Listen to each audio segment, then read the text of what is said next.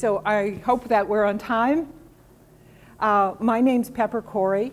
I'm from North Carolina, but I'm here representing Studioe Fabrics from New York City. And Studioe Fabrics are a division of Jaftex. And Jaftex has been in business for quite a long time and also includes other companies such as Henry Glass and Blank Quilting.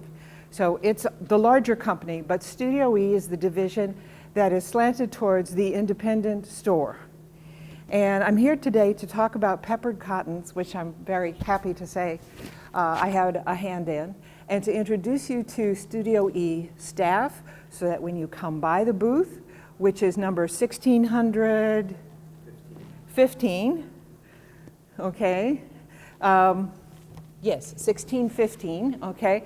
So you can come by and you can know that if you should see this gentleman, this is Scott Fortunoff, and he's my boss.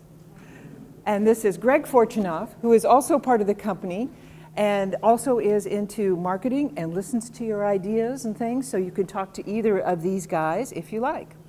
Vanessa Dennison is handling the video, but she is also into marketing, especially on the website. Peppered cottons, unfortunately, are difficult to show on a computer sometimes because they are a shot cotton. And what that means is that the warp is one color, but the weft is another. And it's when the two shades come together that your eye gets the impression that, what color is this? Well, it's actually a pale blue woven with black. And it yields that. So that's one of the wonderful things about a shot cotton is that you'll get these soft and subtle colors. There are 50 colors in the line, and as colors become less popular, they will drop out of production. 46. There's 46 right now? Okay. That's the card that everyone got. Okay. The bigger card. Okay. This one in particular is, if you see this, see that blue on that? These are the colors that are going out of production, so that there is a limited number of these colors left at the warehouse. And I believe these will be a slightly cheaper price. Please talk with your local rep or with the people at the booth to determine that exactly. So they're keeping a very close eye on the popularity of these colors. So we'll be adding new ones and dropping old ones. Now, just speaking of the numbers, last May at the spring market, we introduced two things that had to do with this particular line. One of them was a bunch of new colors, okay? This was the particular color card for the brand new colors. If you ordered at that time, great, you are now part of these statistics. We now know that Deep Space, number 98, the black and black, was number 1, followed shortly by Stonewash. And then Aluminum, which was a brand new blue-gray. And you would think there's enough gray in the world. Obviously there isn't, because aluminum is rather popular. All of these new colors are, I have the sales order for them and would be happy to talk to you about them. One reason this particular black has taken off is because, unlike the traditional shot with the two colors, they yarn dyed both the warp and the weft the deepest black they could possibly. And that's why it's called Deep Space. When you see this color of black, you just sort of fall into it. And it's great for art quilters, and it gives great depth when it's used in a quilt. But we also have a pure white now, and a pure yellow, and a pure royal. So we have the three primary colors, red, blue, and yellow, and black and white, as non-shots, both colors in both directions. All the others are shots. The other thing that was introduced in May were the large, the wide, 3-yard wide, 108 inches, peppered cottons in these colors.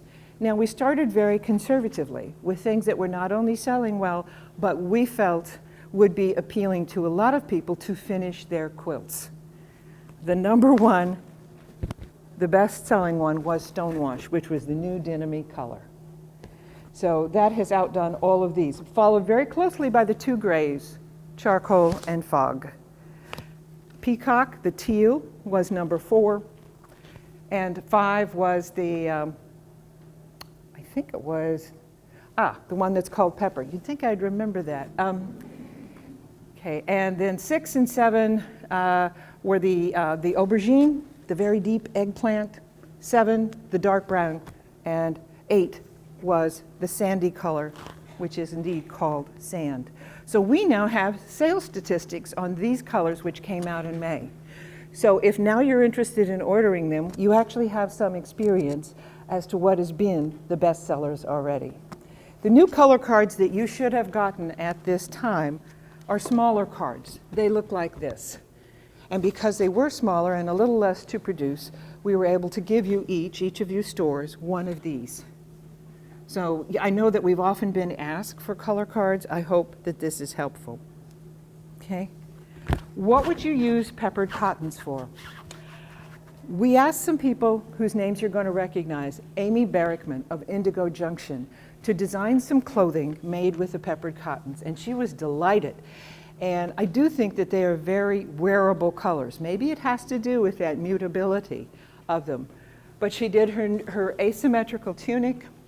These are best-selling patterns for her already, too. And this is in the, I think this is the, not the aubergine, it's the plum color. And this was the easy top. This is actually like a 1-hour top. Easy top and tunic can be made in a short or longer length to be worn like with leotards. And this is the everyday tank, slightly gathered at the neckline, and you make a little bias binding to finish the armholes and the neck. So these were by Amy Barrickman of Indigo Junction, and they are here at this market. As well, she brought us some little, she called them wristlets. They're just ultra small purses that were made from her pattern called the quilted wristlet. And so again, these are, oh, that's the new stonewash there, I can tell, and that's aluminum. And I think that's Lagoon, the really dark turquoise.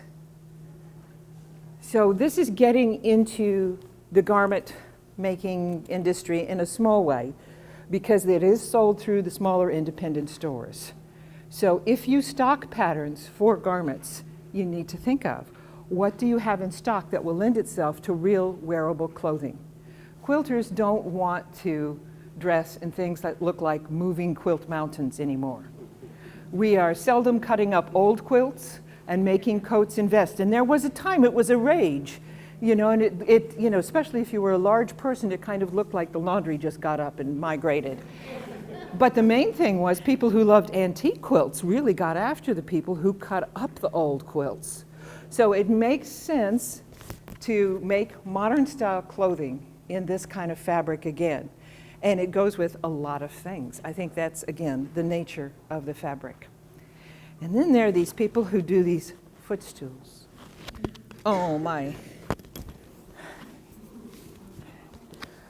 Aren't these great? This is an original tuffet from Tuffet Source. There are several businesses that are now making footstools, but seeing as how the Tuffet lady made it with our fabrics, we really want to emphasize what a beautiful job she's done.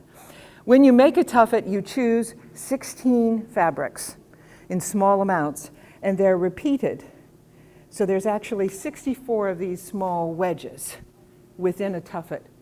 And she chose what she was going to do to it, and she chose to decorate it with machine embroidery. So this is one of those cross-marketing things. You've got the fabric, the tuffet patterns and parts, because the legs are part of it, let's face it. These little squatty legs are too cute. And then if you do machine embroidery and you stock sewing machines that do the fancy stitches, then this is another way to cross-market with what you already have. So I'm very pleased to be able to show you these things, garments and decorator uses. Now, speaking of decoration, have you really thought about the fact that bed decoration, bed dressing, is changing now? If you checked into a hotel here in Houston, instead of one traditional bedspread, which goes almost to the ground and over the bed and over the pillows, that's very rare now. That's very rare. Instead, What the hotels are going to, and most of the decorating magazines like Home and Garden, things like that, is what's called the European style of bed dressing. That may or may not consist of a bed ruffle, which covers the feet of the bed and goes to the ground, but the actual quilt is smaller than the bedspread. So we're looking at a lot of quilts that are in the 80 to 90 inches square. And they're also doing embellished top sheets, so that there's a long top sheet that comes over and then folds way over the quilt or the duvet, about 12 to 14 inches. And then, of course, there are the pillow shams. It's now common to use 4 pillows in a bed presentation. The 2 pillows that are in back, next to the head of the bed, are actually the pillows you'll probably sleep on. They're your favorite pillows, the ones you like to punch at night.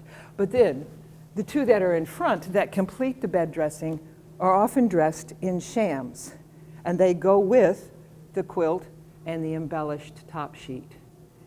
I noticed in a recent issue of Home and Garden, as they go through their example rooms to show you new colors and trends, not one of the beds shown had a traditional bedspread, a big covering. They were all in these smaller quilts or duvets, decorated pillow shams, and embellished top sheets. By the way, you can interrupt if you have any questions at any point, or an inquiry, because this is one of those things that just keeps on going. Have you ever had a customer walk in with a quilt that was so busy, and you looked at the top, and she said, well, I need to finish this. I need a quilt backing. And you thought, oh my God, this fabric is 20 years old, or this is so busy that my eyes hurt. What are you going to do with that? How are you going to advise someone who makes a quilt like that? Well, I'd like to recommend that the 108-inch wide peppered cottons in the more subtle shades would be very helpful. Now, you and I know as quilt professionals that when a quilt is well quilted, when it's well sewn, it should be what? What should you be able to do with that quilt in its use? Okay, the answer is turn it over. You should be able to get 2 for 1. The quilt backing can be quite different, but very beautiful. And so that's what I'm getting at here, is when someone has made a very busy quilt, sometimes what they would like, and what is most complementary to it, is a subtle backing. Now, the other thing about a subtle color backing, such as this stonewash, which is really selling very, very well, is that even variegated threads show on it. Now, a lot of us love variegated threads. I think they're almost useless if you don't put them on a solid color backing, because the color range changes, and some of the stitches seem to drop out of sight, and some are super prominent. So if you want to use a variegated thread in your quilting, it makes sense to place that thread over a backing that will illuminate all the different colors. So how many people sell variegated thread in their stores? You'll sell it, and people love it. They think it's so pretty on the spool. How many of them, or on the cone, how many of them come back to you and said, I bought that, I have no idea what to do with it, but it sure is pretty on the shelf. Well, let's get them using the thread that they bought from us. So earlier on this summer, I was teaching a class at John C. Campbell Folk School, which is in the mountains of North Carolina, and it was during Scottish Week. Well, Scottish Week has plaids, as you know, and I made probably the world's busiest plaid quilt. So I'm going to ask, can I ask you to do this, Greg? Okay, we're going to go from this side. Okay, first of all, here's the backing of it, okay? It is the 108-inch wide stonewash, and it has that variegated thread on it, and I think most of the colors show, and I'm really, really pleased with this quilt. From the back, this is on the days when the bedroom needs some peace, some calm. But then again, let's switch this out. That's okay. A third of this quilt is made of plaids or solid colors from Studioe lines. Some of the other plaids are things like my clan plaid, which is the Anderson plaid, some vintage things, 4 or 5 shirts that I cut up. My point here is that the shot cottons, which have this subtle variation of 2 colors coming together, are a great thing to put with your vintage projects that you haven't been able to finish. So when we want to make this nice and quiet, we can go to the beautiful stonewash back, and then there's the busy quilt, the kind of quilt that when it walks in, you wonder, how am I going to advise this customer? What are we going to do with it? The beige sheet that is behind this is actually the top sheet that I made from other 108-inch wide fabric. And this is what goes over the busy quilt. Now, I measured this very officially. I laid down on the bed and said to my husband, here, take the tape measure. And so this sheet is the size I want on my bed. How many times have you bought ready-made sheets and really felt like they did not fill the bill? So this is the top sheet that goes over that quilt. This is sashiko, and I did it by hand because I'm nuts and I really love it. And it is, it's 2-sided sashiko. The only lines that you see on the back are the blue lines that get, again, that color, stonewash, in place. Now, am I going to be completely crazy and make the fitted bottom sheet? I don't think so, you know. But if you want to make an embellished top sheet, which will get you into that European style of bed dressing, the 108-inch wide cottons are very good for that, because there is no sheet that is wider than 108 inches. So you'll be able to always get the width you want. Then, of course, it's the length, and so you buy that much yardage. I started with a hunk of 3 yards long by 3 yards wide. Now, before I did the sashiko, I did wash this piece so that if there was any shrinkage, you know, there would not be a problem. But I'm real happy to say that the shrinkage on these is minimal. It's about 3%. But if you are making domestic furnishings, like sheets and pillow shams, it simply makes sense to advise your customers to go ahead and pre-wash the fabrics, because later on those objects will get washed. This will get tossed into the washer. So it's got to be able to withstand that. Now, I've been talking for quite some time, and I feel I've kind of come to some kind of fork in the road. For those of you that have been already customers of ours and been selling the peppered cottons, we need to pick your brains too. What has done best for you in terms of the peppered cottons? Is it the color? Is it the softness of the fabric that sells them? What has been your customer's reaction? We can keep them in the store. Our customers love them. Oh, thank you. And what is your store? It's Urban Schools in Dallas. Okay. So we've had great success with them. We do teach a lot of garment classes, and it actually hadn't occurred to me to make some garments out of them, but they love the feel of them. Yeah. And the range of color. And it just gets softer and softer too, the more that it's washed. It's nice and silky when it comes on the bolt, because the fabric at the factory is calendared, which is a combination of heat and ironing, and that makes it go on the bolt really nicely. You know, but the shine will get knocked off with use. And then it becomes almost like a very